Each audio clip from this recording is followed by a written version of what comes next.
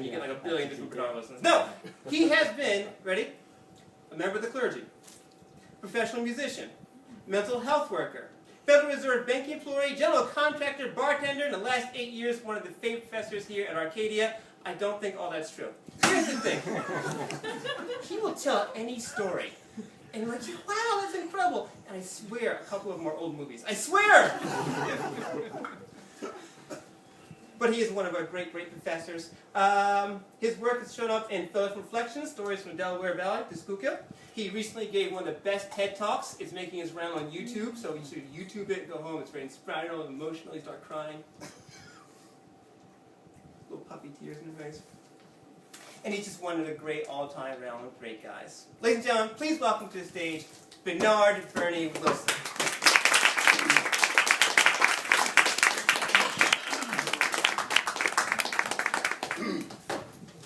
What can I say after that wonderful, magnanimous, generous introduction? I'm very glad to be here this evening.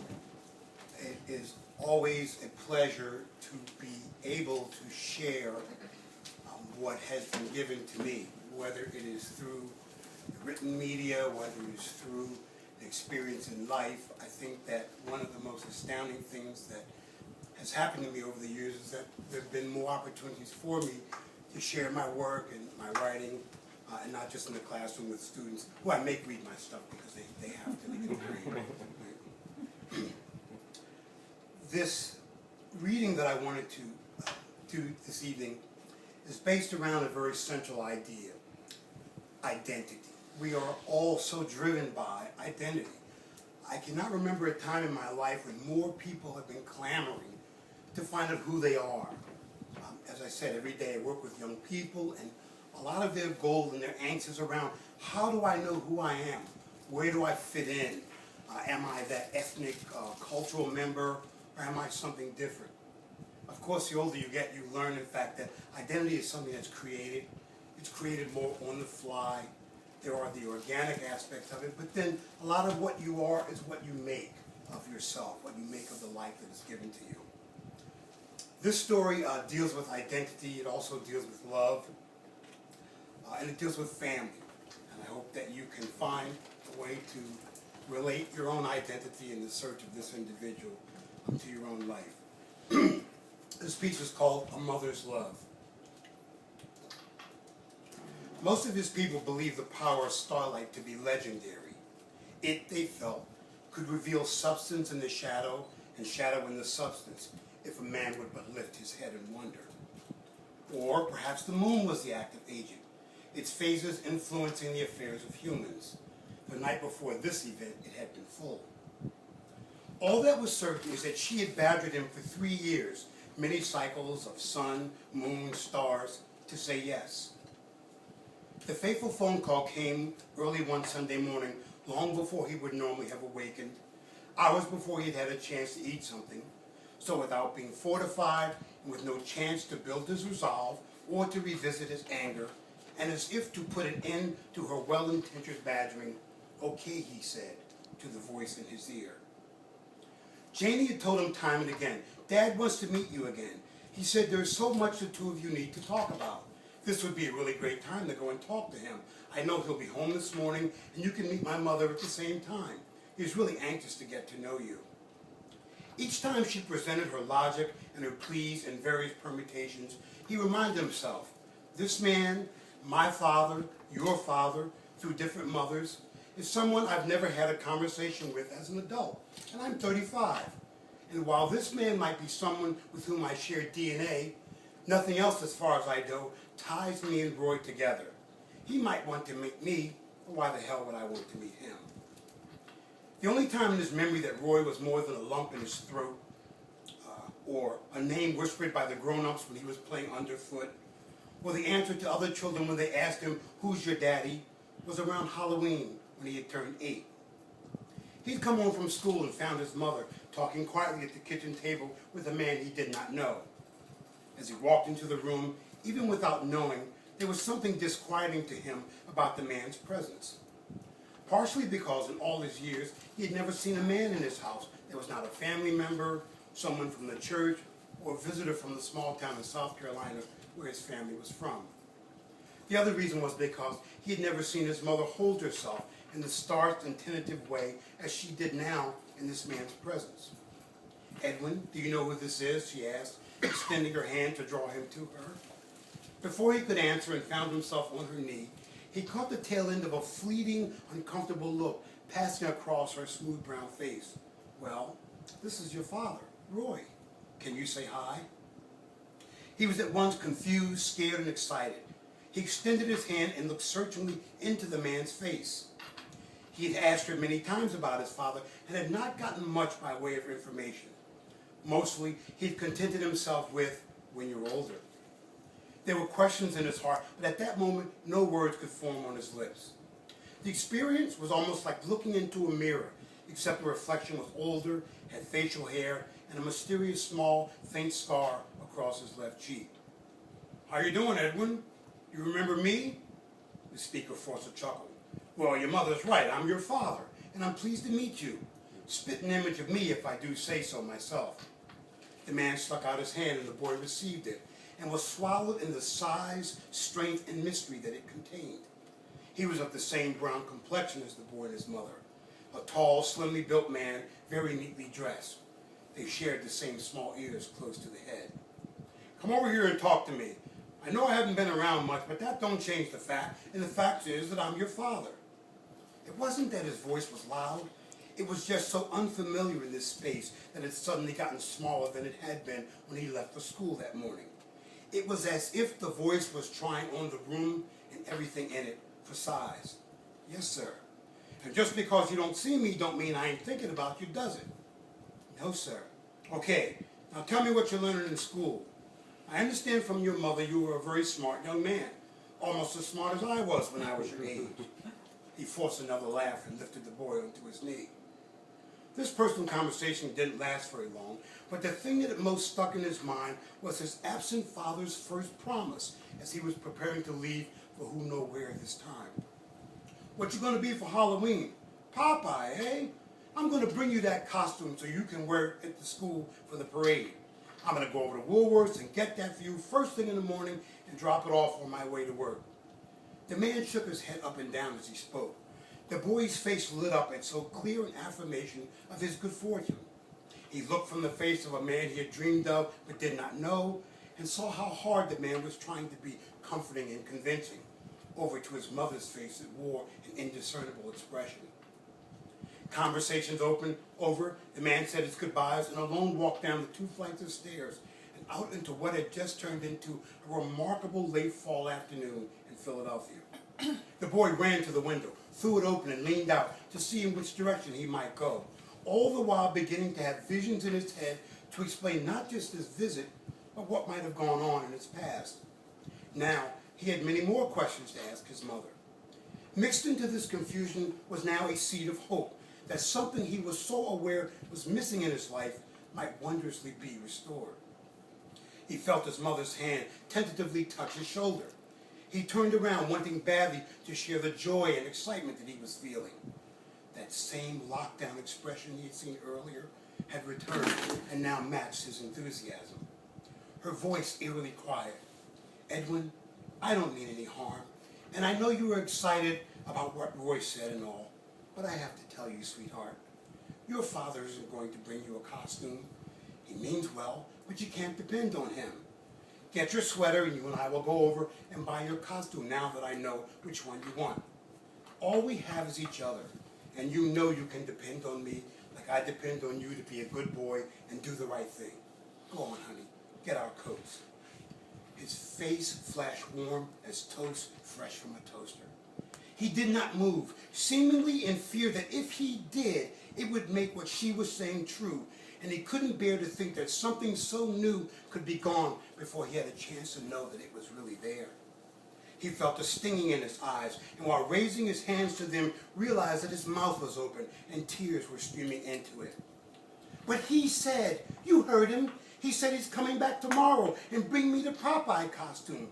You're just saying that because you don't want him to come back, but I do. I want him to come back so we can talk some more, and I can ask him stuff about his life, and maybe he can take me to the park, and we can buy peanuts and feed the squirrels. Sweetheart, I know how this must hurt you, but you can't depend on Roy. I never could, even when I needed to. He's not coming back, although he may want to. That's just the way it is, son. Neither of them moved an inch until at last the lumbering shadows came in through the window and found them there, huddled in their singularity. After a while, with great regret, the boy turned towards the closet, and night fell for the second time into the silent room. Janie and Edwin agreed on a time, and as he sat waiting for the car to warm up for the drive to pick her up, he took note of the beauty of the December morning, crisp and clean all around him. He began to ruminate about the path his life had taken, from an island of poverty in North Philadelphia with few trees, to where he now sat surrounded by verdant leaves and majestic trees and almost an acre of private space. In the inside of his coat, he had placed pictures of the house and the car, one of his mother and him on Mother's Day when he had taken her to a fancy restaurant. Although the food was dreadful, they had a marvelous time. She looked happy and fabulous. He also had a picture from his wedding. He, if given the opportunity, wanted to show this man a picture of the woman who taught him the true meaning of love. He put these pictures in his pocket so that if needed, if it came to that, he could show his father that he had been successful even without his help, especially without his love. And miracle of miracles, he had found his own way, although he had been abandoned. None of this would have been possible, he knew, unless the greatest loss of his life had taken place. His mother died the spring before, and was partially because of her belief in life insurance and bank accounts that he and his wife had been able to make the down payment. His mother had been his guiding light, and the reason he came dangerously close to crossing consequential lines in his life. But the sheer terror of disappointing and then having to face her often kept back the demons that might otherwise have consumed him and destroyed her faith in him and his as well. She had been a rock between him and disaster, and a buttress between him and the world that was uncaring. It was through her eyes that he himself saw the world as a place full of possibilities for those willing to step to the plate and swing, despite the score, despite the count. Yet, he too was aware that his image of her was in danger of attack. By facing the man that had sired him and was the reason he wore the label bastard, he could not help but wonder about the unseen weakness this man brought about in a woman who he had only seen as strong and independent, and wondered if the mere meeting with Roy was in some way an act of betrayal that would cause him to regret having given in to Janie's incessant requests. Don't matter, he resolved. I know how I was raised, and there's nothing I want from Roy, so I'll go hear him out and be home in time for the Eagles. From the northwest section of the city, where trees and green challenged people for density, he found himself on the west side of town, in a neighborhood much like that he knew as a boy. There were very few people stirring about in the streets of West Philadelphia this early on a Sunday morning, most dressed like lategoers to Sunday service, and those in rumpled clothes making their way from God only knows where. At a red light, he saw a black woman with hat and gloves, dragging her small child by the hand, doggedly making their way to some sanctuary. The absence of a father in the picture struck him. He saw himself in the tableau. By the time he found his sister's address, he had never visited her, he had already thought up new reasons why he couldn't see Roy today. He admitted to himself, however, he was curious to see Janie's mother, who he was told was a redhead German woman. He also knew that Janie's mother was one of two women his father had legally married, although it was known that he had children by as many as 4. He found out in later years that he was the second oldest of his father's children, and when he had conquered his mother, Roy, at the time, was already married, although she did not know this. He pulled up to the curb, blew the horn. Janie was waiting by the big bay window. On the 10-minute drive from her orderly house on a neat and tidy street to their destination, they made small talk about life and the latest dish from the extended family. Well, at least she did. I know it's been a really long time since you've seen him, but he's a good man, Edwin. He's taken really good care of me and my mother and brother. This has been my dream for years to get you and Daddy back together. But I want you to know that we've always loved you, and what you're doing today is exactly the right thing to do. Whatever it is Dad wants to say must be pretty important, because he's been waiting years for you to come. pull over here. His face now showed amazement at finding himself here on the sidewalk in front of his father's house. He turned to her. I'll be honest, I'm only here because you bug me so much. I just wanted to get you off my back. After this, he said with a wink, will you please just leave me alone? Janie reached down and squeezed his hand and smiled in return. Don't worry, everything will work out fine. She placed her arm in his, and they set off to walk down the walkway. What stood before him was a line of Victoria-era row homes with pressed ornamental brick on the door surround, and porch bracketing, and flat-stone balusters that were chipped and split, all of which had seen much, much better days. In some fronts, the vestiges of stained glass panels were augmented by plywood that replaced the missing pieces. As a general contractor, he was struck by the narrowness of the doors. Together, they probably measured 40 inches, and so each one was much smaller than he'd ever seen a door. This necessitated one to enter obliquely. He remembered that his mother told him Roy was or had been a master carpenter, among other things, like one of the first black Marines, and when she met him, he owned his own business. When Edward decided to go into the construction trade, she remarked how odd it was that he seemed to take to it so naturally without the benefit of formal instruction. When he looked at the front door and the exterior of the house, he could not help but wonder if this was like the case of the shoemen whose children walked around with holes in their shoes. Roy's wife came to the door and greeted him and his sister warmly. Once in the hallway lit by a bare bulb, he could quickly see that the place was a hovel. As they made their way down the dark hallway into the back room, he brushed against the banister rail and felt it move. The floor themselves were gap-toothed and tilted, and a light in the basement could be seen between the chinks in the boards. The furniture in the room they entered was covered in stiff plastic, and protruding into the sitting space, his eyes spied the foot of a bed in an alcove perpendicular to the bay window, beyond which there was a bathroom. Janie's mother saw him look at the bed. Roy has not been well, so I apologize for the condition of things around here. He's taking heavy steroids, and he can't keep up after things the way he used to.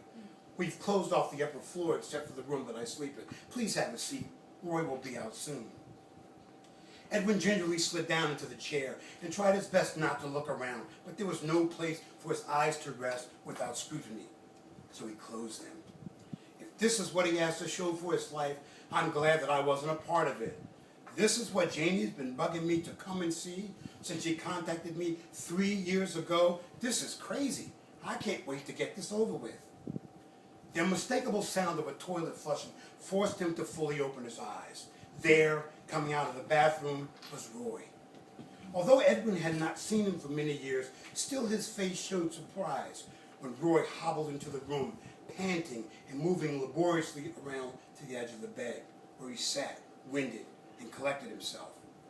He was so bloated he couldn't fasten his pants. The neck of his t-shirt was grimy beyond the condition that any washing could ever remedy again. It and he appeared to be too far gone.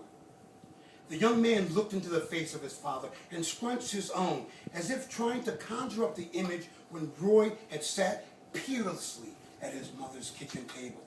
The expression on Roy's face when he promised to bring the costume, and with one great lie had injected himself back into the hopes and dreams of a boy who wanted, but ultimately learned that he did not need his father's presence to grow into true manhood. That man no longer existed, and left in his stead a hollow shell, empty of vitality or promise or power. A sound like rusty cans wheezed its way across the floor and reached Edwin's ears. He cleared his throat. Well, sir, I've waited a long time to be able to sit and talk to you. I hear you are a carpenter, too. Roy was immediately short of breath. Although he tried, Edwin could not stop the thought from coming into his brain, even though he knew it was cruel. Obviously a more successful one than you seem to be, he thought. Let's get right to it.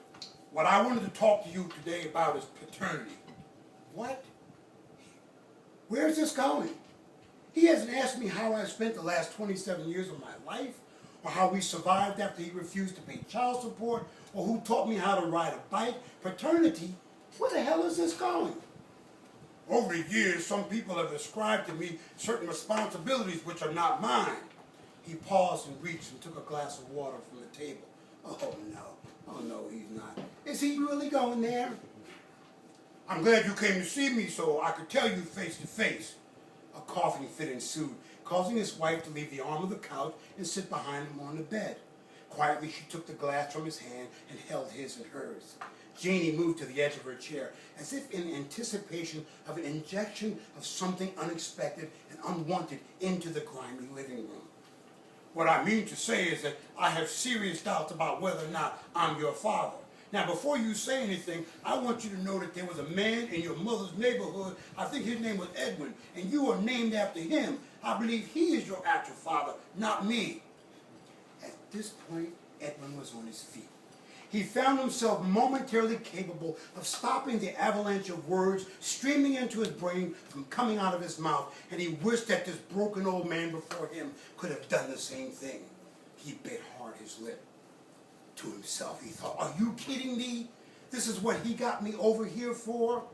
So he could assuage a sense of guilt for having fathered me and not taking care of me, and lay the blame conveniently at the foot of somebody else? How dare you? How dare you, he thought.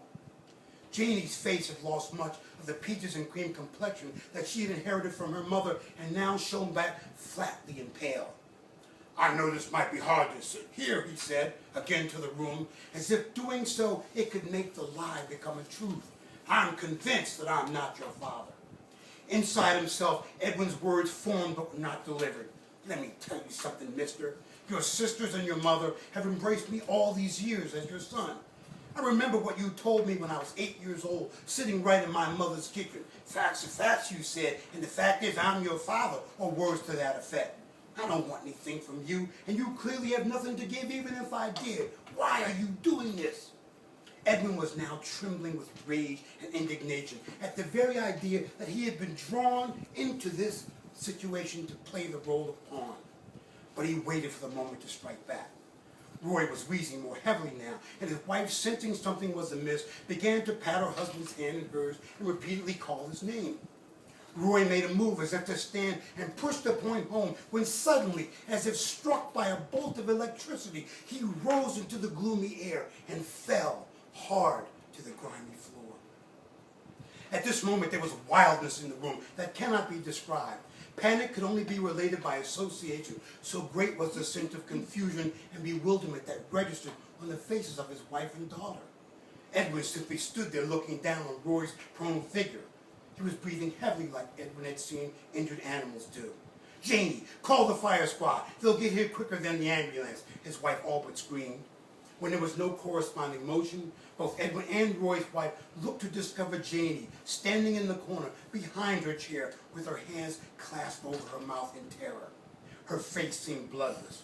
Roy's wife left his side, dialed the number, completed the call, and quickly returned to her station. In a few moments, there was a smell of feces in the air, and a small stream of yellow fluid ran away from the body, following the slant of the floor and puddled near a corner of the room. After a short time, there was a strong knock on the front door. Edwin, would you be kind enough to open the door for the paramedic? Thanks. Her face was flushed, but she was more cool and calm now that help had arrived. The rescue workers discovered what Edwin already knew. The litter would not fit through the door. So one enterprising fireman accompanying them took his axe and chopped down the second door. Suddenly, the hall, then the room was filled with people and the squawks of walkie-talkies. Quickly and efficiently, they began working on Roy to get him ready to go to the hospital. One young paramedic turned to Roy's wife, seemed to think better of that, and ignoring the frozen girl in the corner, turned to Edwin and said, "Are you his next of kin?" It only took him about a second before he replied, "Not according to him, I'm not." The paramedic shrugged his shoulders and gave orders to the other, and within a few moments they were slowly heading down the narrow hallway with Roy strapped to the litter. "Janie, dear, I know how upset you must be. This is a terrible thing, Liebchen. We'll get through this together. But I need you to go with Daddy while I lock the house. Can you do that for me?" Janie managed to free herself from suspended animation and with a backward glance slowly moved out with the flow of people. Roy's wife, while putting on her coat and gathering her things, turned to Edwin. "I can't imagine how you must feel witnessing all this, hearing all this, Edwin. I'm so sorry. Roy has said the same thing to me over the years. For some reason, he became convinced that he was not your father. I tried to tell him that it didn't make any difference now. You are a grown man with a family of your own. But he insisted that the only way to handle it was to talk to you face to face. You've been remarkably quiet, given all that's happened. I know you must have something to say, but unfortunately didn't get a chance to say it this time. I've got a few moments before I rush to the hospital. The expression on Edwin's face showed how torn and unprepared he was to have this conversation with Roy's wife. It was Roy, not she, that had done him wrong twice in his life. It was he, not she, that he was angry with. There was no way that he could tell her how hurt he was by what had been said without attacking her, and no way he was going to let a stranger know the true nature of his pain. He looked down at the floor, still maintaining the silence that he had carried with him when he first came into the room. Well, as you can see, we don't have a lot of money, but I'm willing to help raise money so that you can take a test. A test, he said, coming alive and furrowing his brow. Yes, they do a blood test to determine if you are really his son or not. That seems to be the best way to proceed. Now the way was clear. He knew what to say and how to say it in a way that had been with him the entire morning, perhaps his entire life. He spoke deliberately and calmly. Miss, I don't mean you any harm, but you didn't know my mother, Emerald. She was an honorable woman who taught me to stand up for the truth no matter how much it hurt. I appreciate what you're trying to do. I really understand. But there was a reason why my mother spared me the knowledge of Roy's behavior for most of my life, and why she felt the need to protect me from all these outside distractions. She made her own life. I trusted her then, and I trust her now. I'll put it like this. My mother told me that Roy was my father. She had no reason to lie. I would not defame the memory of my mother by going somewhere to pay someone to tell me something that I already know. Edwin set his jaw and then softened somewhat, having found the answer he was looking for. I see. Thank you for sharing that with me, she said, after sufficiently taking time to absorb what he had said. Maybe next time you can say those things to Roy. Maybe he'll reconsider if you tell him just like you told me, and we can have this conversation again. She gave a thin smile and turned her full attention to leaving. As he pulled away from the curb, Edwin gave what he seemed to sense was a final glance back at the rickety building with the broken doors and the red-headed German woman who, with some neighbor's help, was trying to secure them. Next time, ain't no way in hell I'm ever going to give him a chance to hurt me like that again. There will definitely not be a next time. It ends here and now, as far as I'm concerned. Later that evening, he got a phone call from his uncle on his father's side. His Uncle Raymond told Edwin how sorry the family was that he had been put through this potentially devastating experience. And for what? For Roy to save face, to ease his guilt? His uncle reminded him that there had never been a doubt from the first time that they had seen his face that he was one of them. Even though you weren't around us, we always made sure we knew where you were and what you were doing, and we know your mother had her reasons for keeping it that way, and we don't blame her one bit the way Roy tricked and treated her. Well, he didn't have to worry about telling me any more lies. I'm never going to see that jerk again. Edwin, the thing is, I'm so sorry, son. Didn't you hear? Roy died. And the wicked irony is that the last words he said was a lie, his Uncle offered. And he's going to have to give an account and pay for that the way I see things. At home, while laying in his bed with his wife, at the end of the day when everything went topsy-turvy and when his sense of the world had been threatened and his place in it challenged, he considered how fortunate he was to have been given a strong sense of himself and for the love that had bound him to his mother and vice versa. What if I actually went there looking for love, he asked Carol, his wife. Then I guess you would have been just one more of Roy's victims of selfishness and disregard for human life. In the quiet room, he lay there trying to wrap his brain around the most extraordinary experience he had ever had, in a life filled with extraordinary experiences. He had accompanied death to his father's door. Carol's voice came like salve across the silence. You know, I'm not a very religious person, but I believe your mother, God rest her soul, got tired of him lying and hurting you. I believe Emerald reached from the grave and bent down out of heaven and slapped the life out of him for his arrogance, she told him. She made sure that he could never hurt you again. That's how I make sense of it. A mother's love.